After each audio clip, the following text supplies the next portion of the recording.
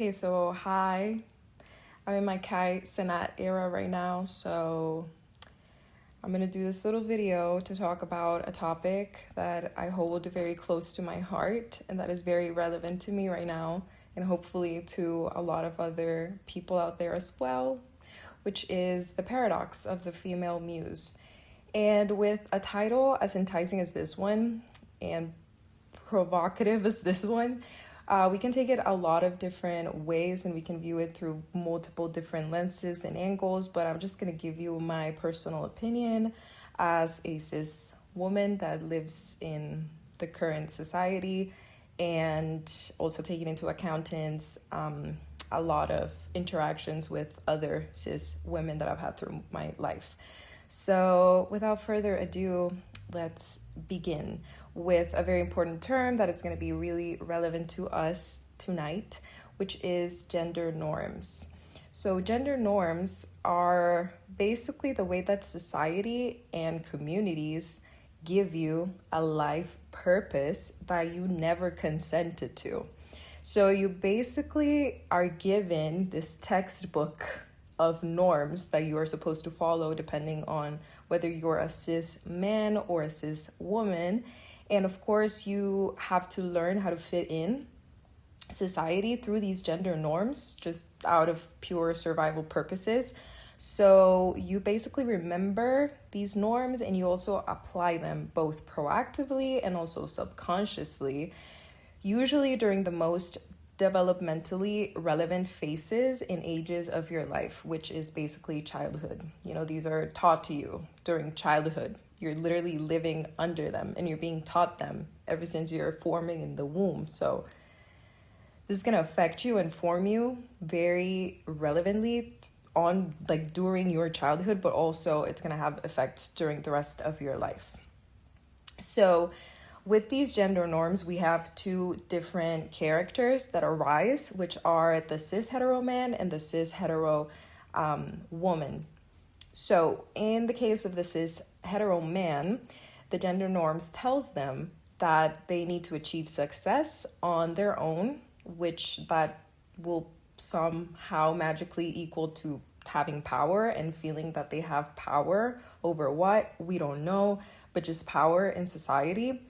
They also, it's very important for them to achieve this power, they need to endure the suffering that comes with success, because the result wouldn't be as satisfying any other way. So you basically need to suffer through this search of power.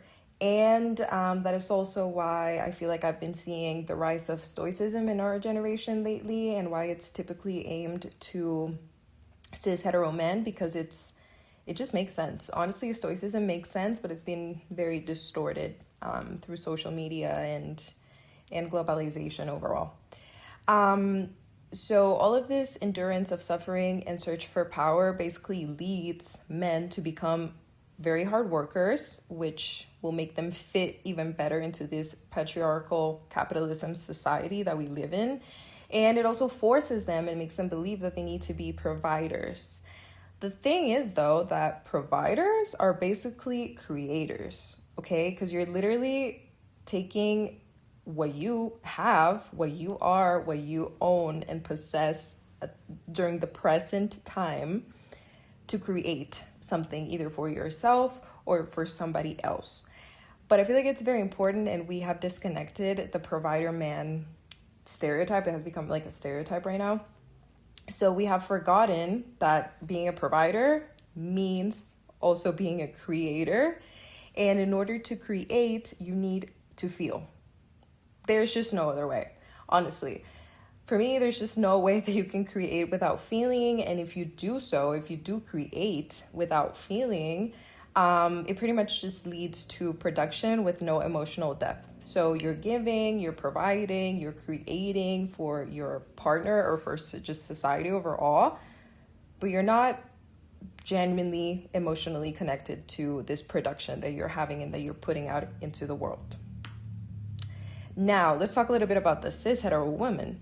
The cis hetero woman is basically the OG provider, the original biblical provider. We are pretty much taught and at sometimes believed to be born to provide life because we are capable of giving life to other humans, which is crazy, but we are taught about this. We are taught to provide life. And that also comes with being able to provide emotional support, both to yourself, to your family, to your partners. You need to be understanding, you need to be patient, you need to be appealing also and attractive to potential mates. I just saw that there is a grammatical error there and it's driving me crazy. Potential mates W. Okay, whatever. So basically society and gender norms makes women be the perfect muse. We are conditioned literally to be the perfect muse. And this perfect muse, this source of inspiration in order to create, this muse feels profoundly. She needs to feel profoundly because there's just no other way that they can be as alluring or as sentient if they're not feeling profoundly. So we're taught to feel very profoundly. But it's very important to remember that in order to feel profoundly, you need validation. You need both internal validation of your feelings and you need external validation of your feelings, because this will make you feel seen. It will make you feel understood. It will make you feel like a human that is actually being affected emotionally by external factors. And it's very important because I feel like we always as women forget about this, that external stimulus should come with external validation, because you're not giving yourself these feelings. It's the entirety of the external factors that are making you feel this certain way. So you should and you deserve to have this external validation as well. We need the problem source to also give you some sort of solution, man, because there's just no other way. And also it's very important to just point out that these profound feelings are amplified by neurodivergence, which could lead to sentiments such as limerence, where you become just completely attached and obsessed with a potential partner. This applies to both women and men, of course. And also these could be amplified by inconsistent or just overall absent parental figures. Because this will lead to traumas that will make you distrust other people, and also will make you feel the need to find external validation from other people besides your family, which are supposed to be like your closest community. If you cannot find it in your family, if you cannot find it in your parents, if you cannot find it in your next of kin, then you will find it outside of that community that is supposed to be safe for you and nurturing for you. Now, where does this puts us? When it comes to the connection of both the cis hetero woman and the cis hetero man, usually they become connected by mutual traumas, neurodivergence, life experiences, and opportunities. And this chemistry is often mistaken as a profound, almost divine connection. Where like, oh my God, where did this person come from? They're perfect for me. I feel this intense chemistry, but it's all because you come from very similar backgrounds. It's not a divine intervention that you're experiencing. It's just that it makes sense. It just makes sense that you two are together because there are too many things in common, okay? And now, here's the thing. We talked about women being conditioned to feel profoundly, okay? In the case of men, they don't have that responsibility. They're not taught usually to how to feel. So most often men need external stimuli to feel. And they need to feel to be inspired and create. And here's where women come in. Women provide that emotional stimuli. And that's where pretty much like this power dynamic of the muse and the creator comes from, because there is no muse without a creator that will make her feel seen and exploit her in a certain way. And there is no way that the creator can be able to create without a muse. Let's continue. This basically leads to men enjoying, and just society overall, enjoying women as muses, but not as complex, humane persons that you can depend on or even be judged by. We are dehumanized at this point. We're just muses, okay? So basically, this can be seen through different ways. For example, men can only see you as a muse because they're not interested. They're just not that into you. They're not interested in you, or they don't feel enough admiration for you up to the point where they can see the value in you. Also, I feel like society will highly and has highly judged men that depend a lot on their muses, because it almost makes them seem like they don't have freedom, that they are dependent on a partner, which is a female, which is even like worse, because you're being dominated or driven by the I hate to say this, but like by the weaker gender. And also men can only see you as a muse due to past experiences. They don't want to get deeper into you, into who you are, because they are just scared of being betrayed or of being hurt, just overall past experiences. And the most important thing that I feel like ties all of these together is fear. Fear is a very powerful emotion that you feel very profoundly, no matter who you are. And sometimes it drives us. Fear genuinely drives us, and we're never taught how to control or navigate fear. And this fear of being seen, of being vulnerable, definitely affects the connection that cis hetero men can have on cis hetero women. Now, when you have this intense, we have this joke almost, and this meme that is very present on social media right now, which is the love bombing that men give you during like the first 3 weeks, how amazing that feels. Yes, I know it feels amazing, but this intense connection is very dangerous, and it can lead to very fast-paced relationships that are based on mostly on sexual connection and chemistry, and also emotional turmoil, because everything's just moving so fast. You don't even have time to genuinely process your emotions through a healthy and like individual space.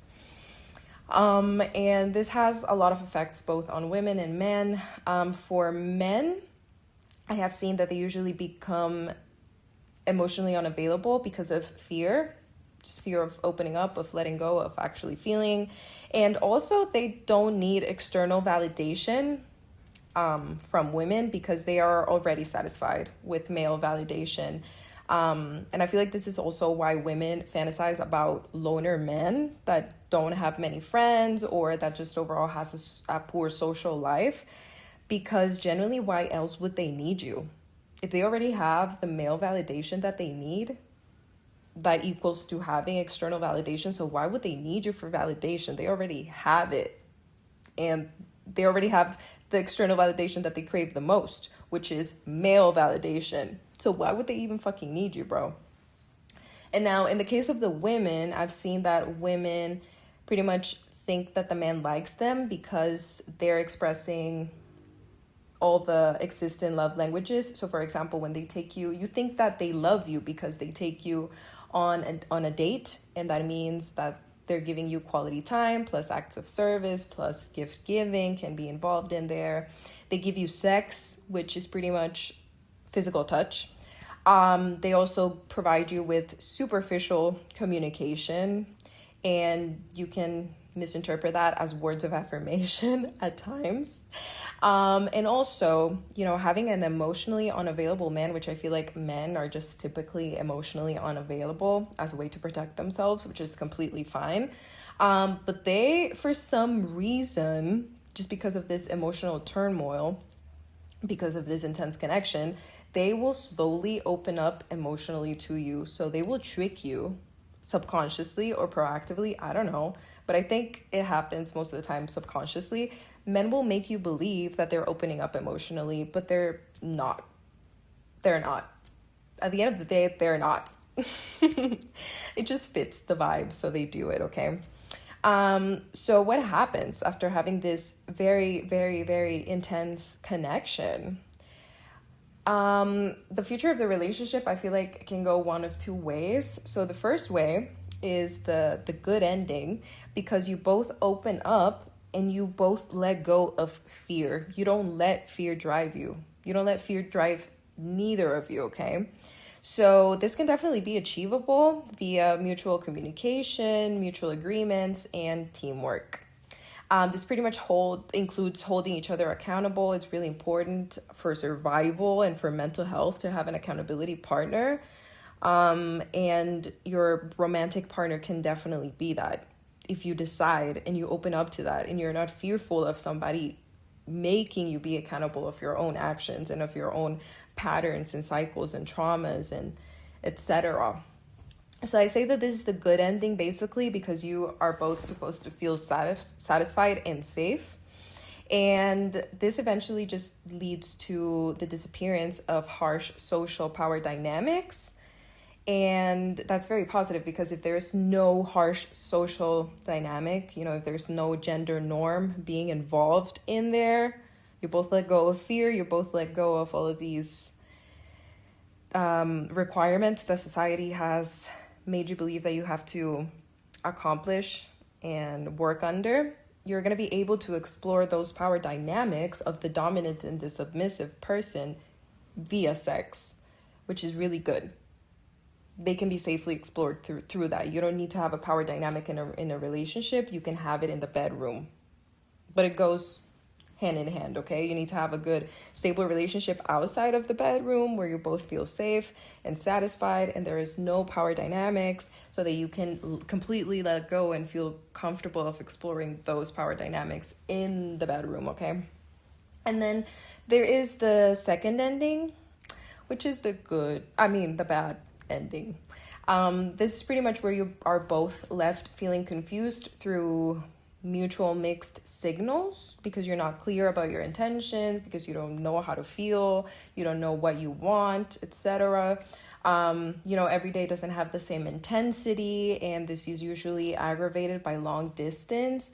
In the past, it was really easy for people to just eventually fall in love with each other because of domestic bonding, pretty much. So because of living within very close or nearby spaces, there is a domestic bonding that forms, and it's just easier to connect that way. But when you don't have that, this lack of continuous intensity will be definitely aggravated and affected by long distance.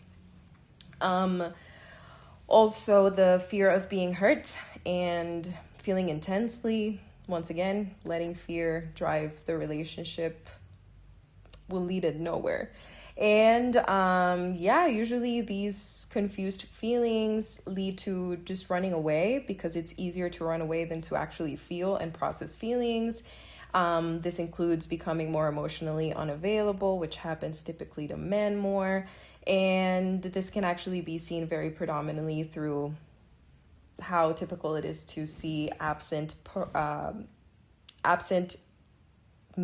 fathers, basically absent masculine parental figures. So what happens when the relationship fails and the man becomes absent? So for the women, I've seen that typically women feel used, hurt. The way that cis men and cis women have sex is based off of penetration, and penetration is a very violent act if not navigated correctly and in a safe emotional space. So women will feel used, hurt, penetrated, both physically and emotionally. And this usually just leads to self-deprecation because you couldn't keep a man, or just because you didn't satisfy the man enough, so he didn't want to stay with you. And this is what society usually tells you, that it's your fault as a woman because you didn't give enough. You couldn't satisfy that man, okay? So he left. The woman also has to deal with reliving past traumas, usually of absent parental figures, and that's very hard to navigate. And also shame. Women are taught shame from a very, very young age, and pretty much that shame can come from anything wrong that they do or out of line that they do. So shame definitely becomes the driving force when the relationship fails. So eventually this just becomes a woman problem. You know, the woman feels like she is the problem. And in the case of the man misses you typically, but they actually feel safer without you because they're not feeling as intensely and they're not involved in this intense relationship with emotional turmoil for them. The man usually feels like he gave enough, even if it was for a short period of time, and usually feels like you both had a good time, a good run together, and that life goes on because there are other potential partners. They don't have this crippling fear of not being able to get married or form a family. They're not necessarily driven through that because society doesn't force those objectives on them. So they're like, okay, I'm okay. I can just find another partner, okay? This can happen. It will happen.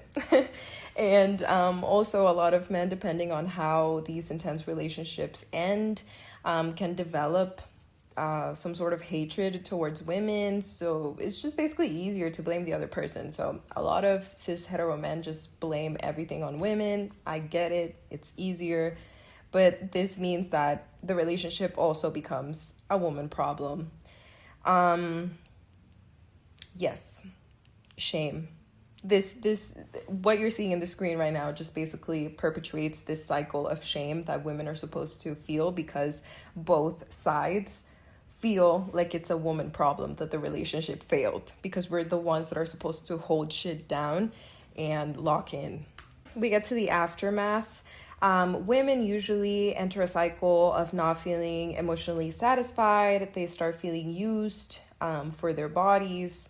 They feel like they're only being seen as sexual figures. This happens a lot to muses. You know, you become the source of emotional stimuli and of inspiration for creation, for the provider man. But at the end of the day, you just fucking feel used for your body.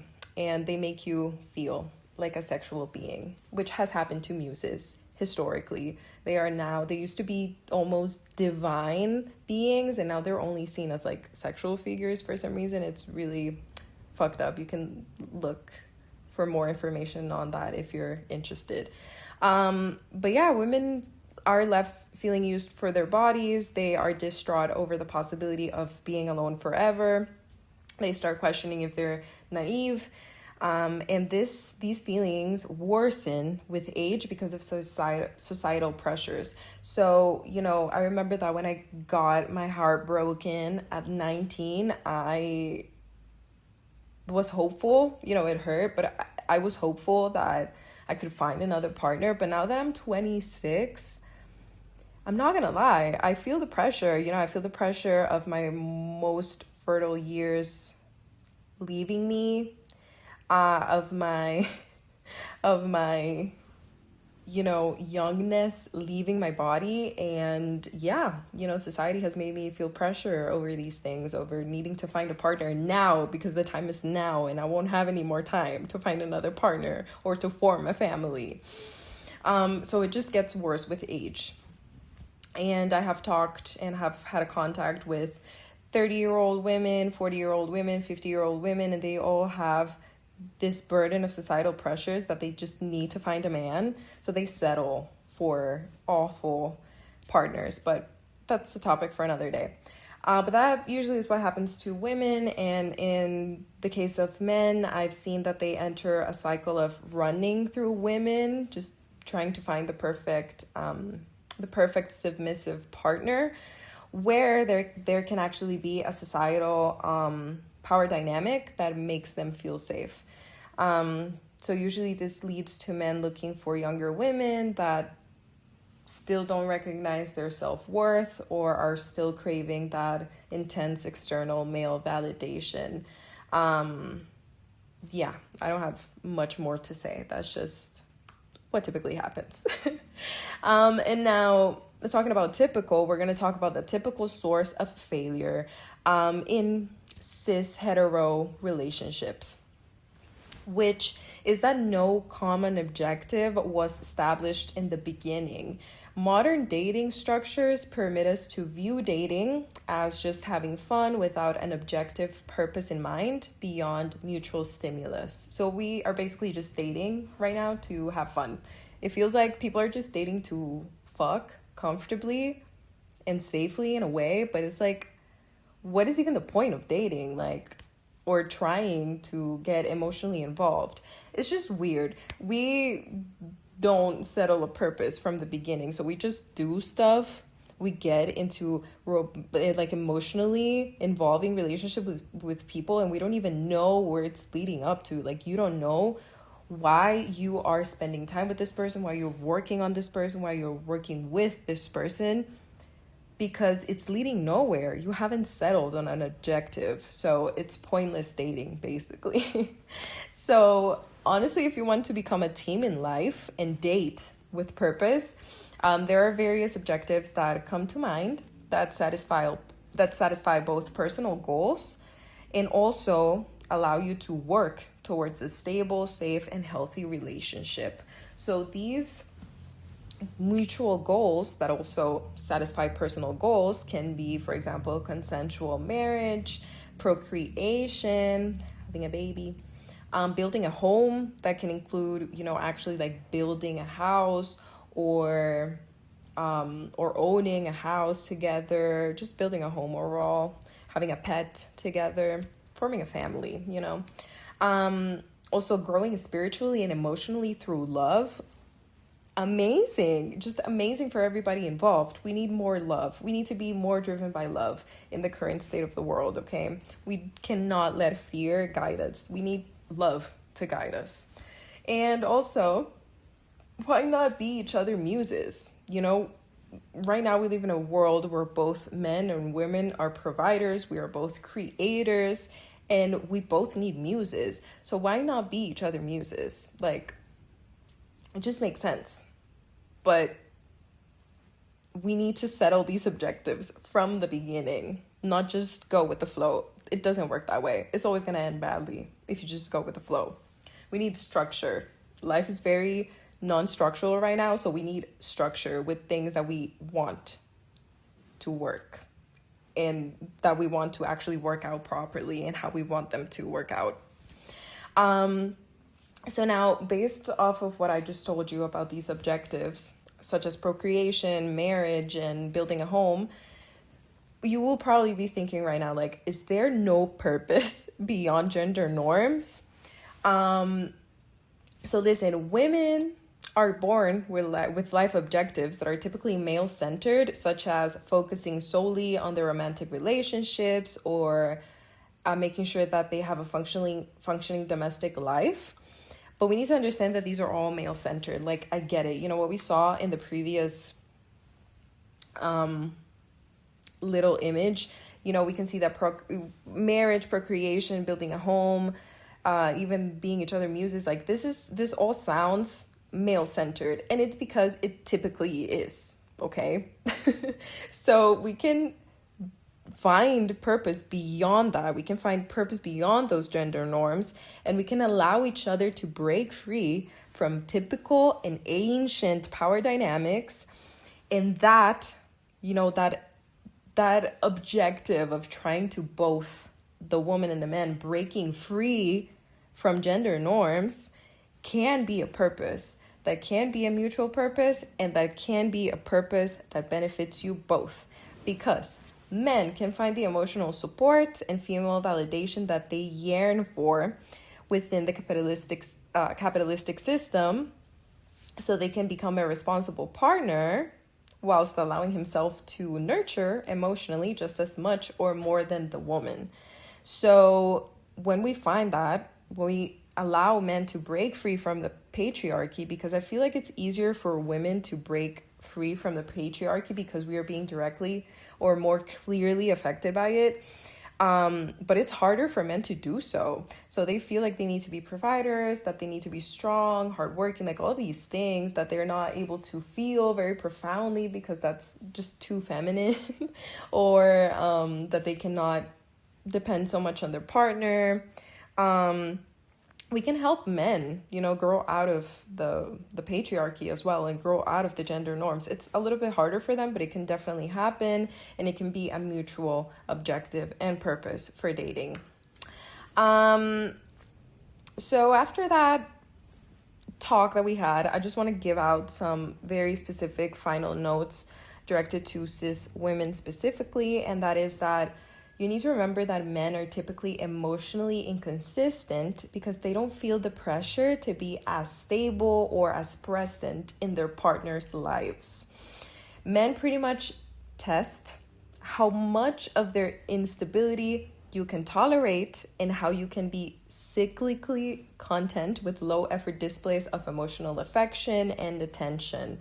So basically, men will test your boundaries. They will give you whatever they want to give you, and whether you take it or not,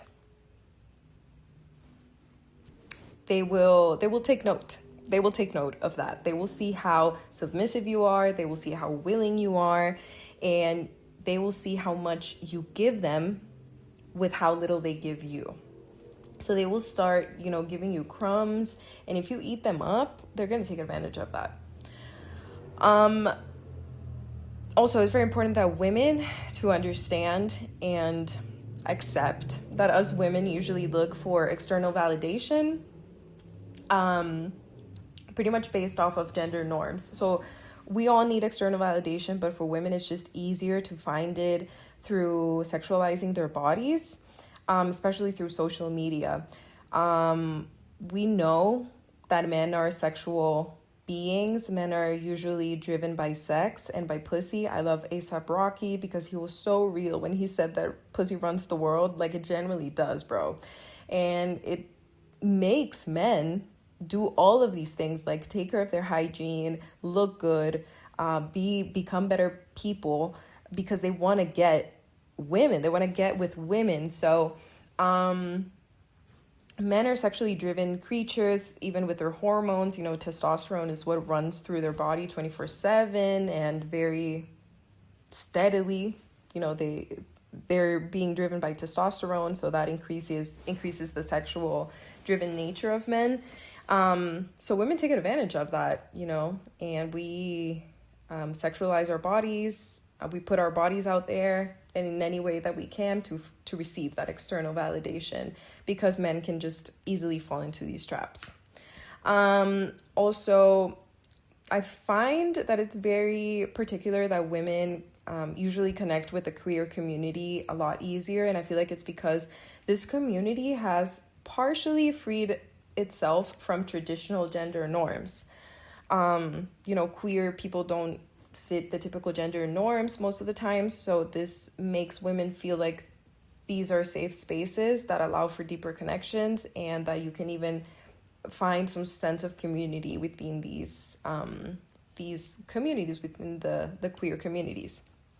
Also, it's very important to understand that the patriarchal society impedes cis women to build strong communities with each other. Basically, society makes us women hate each other. Society makes you believe that other women are secretly jealous of you, that your friend is going to take your man, that women just overall cannot be good friends, that they cannot be trusted. And there's also a lot of shame that is being thrown at homoerotic relationships between two women. For some reason, I feel like it's because it's so highly sexualized at this point, the homoerotic relationship that two women have. So I feel like there's just a lot of shame for women to actually try to explore their sexuality, and especially when it comes to, the same sex.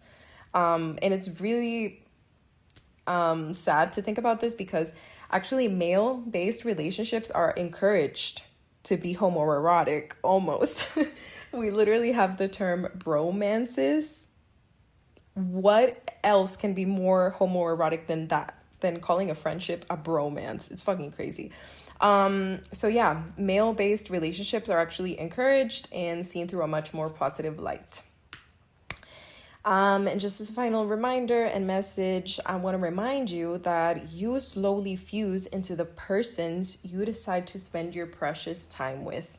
So make sure that your needs are being satisfied and that you grow together with those who you love, but most importantly, with those who love you. Sometimes we pay more attention to those that do not love us as much as we love them. So please take care of the people that actually love you and that care for you and have demonstrated that love towards you with consistency, with presence, with being emotionally available. We don't need romantic relationships to feel this external validation. We can find it within communities. We can form our own communities where we can feel safe, where we can be ourselves, and when we're being completely satisfied with our needs, that our boundaries are being respected, and yeah, just people who love you. And it doesn't have to be family. You're not forced to love anybody, not even your family, just because you're blood related. Like if you find a home and a family in this safe space for you somewhere else, make sure you do so. It's important for you to do so. Social media has distracted us so much from the genuine ways to form connection between humans. And that makes me really sad. It's a topic for another day, but we need to live in community. There's no way that we can survive this world by ourselves and alone. So make sure that you find your community and also believe that you are the creator and that you can create this community for yourself as well. Take care. I love you. Good night.